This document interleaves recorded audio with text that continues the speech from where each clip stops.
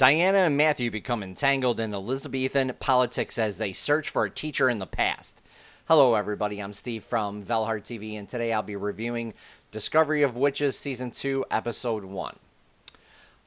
So we start out with Matthew and Diana appearing in the middle of London in 1590. And as it goes on, they soon realize that they're, I think it was 60 miles off their destination from where they were supposed to appear. So they're basically in the middle of this area, and Matthew knows it because they're near a house that he used to live in.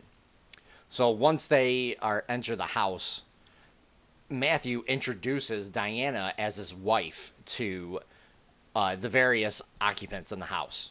I thought that was kind of interesting because they're actually not married. They didn't get married last season, which, by the way, last season was really good. I did like it. And one of the occupants, Kit, says that Diana's a witch and that he's under a spell. And he's trying to get Matthew to realize that he's under her spell and stuff, but Matthew isn't, and he keeps trying to tell Kit that. So that plays into really the rest of the episode as it goes on. Diana gets to meet, who was it? Sir Walter Raleigh and Lord Henry. And they discuss the Book of Mysteries and also like its origin. And they do notice that she's not speaking like an Englishman, especially for 1590.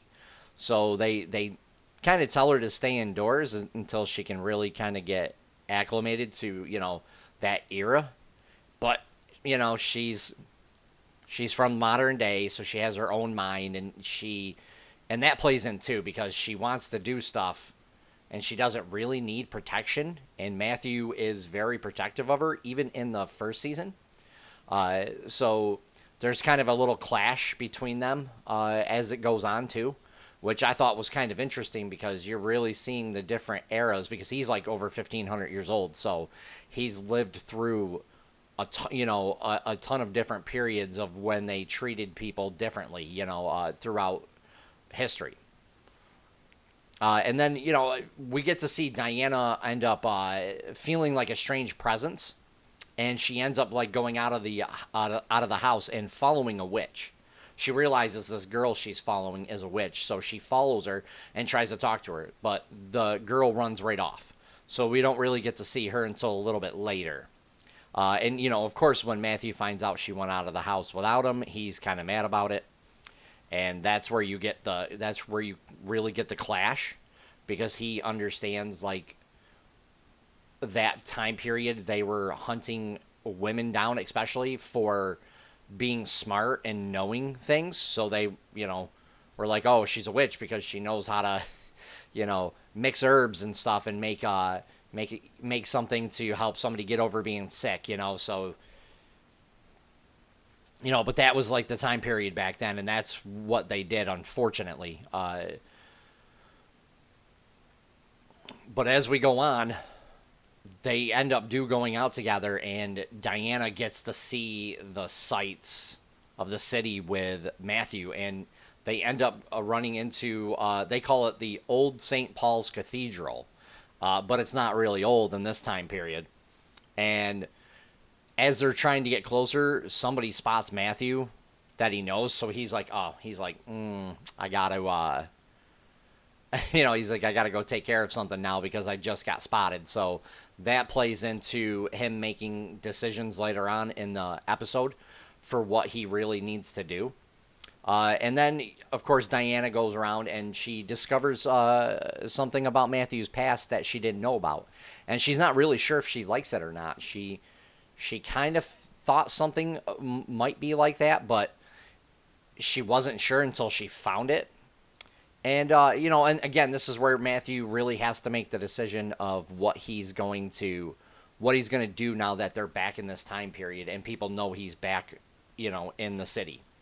So he's got to make a decision on, if he's going to kind of play like his old role or if he's just going to go and try to help Diana get a teacher.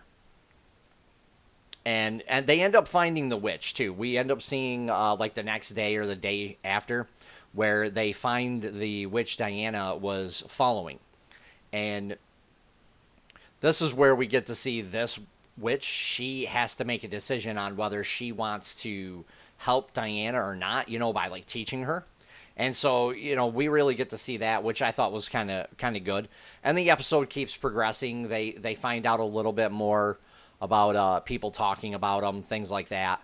But the episode, I thought, ended on a kind of a good cliffhanger, because we see Kit and Diana have a heart-to-heart talk. And the dialogue in it was really good because of certain things that he says. I don't want to spoil it for anybody. But she gets a warning, too, which I thought was really kind of good, because Kit seems like he really is kind of concerned.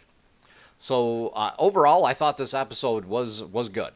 The effects in this were good. We get to see, like in one scene, a bowl of fruit like literally rot into a puddle of mush, which was really kind of cool.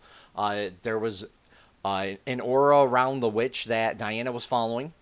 And just certain like of their powers and stuff that they showed off just a little bit in this episode. There wasn't like a huge amount, but it was still pretty good.